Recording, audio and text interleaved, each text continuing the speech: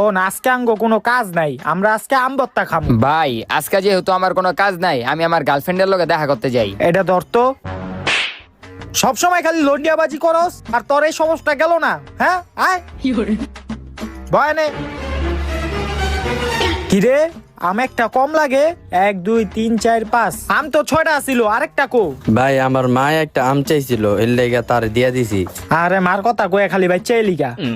ভাই তুই আমটি সিল, তোর মোবাইলটা বাইর কর, দেশের খবর দেখি একটু।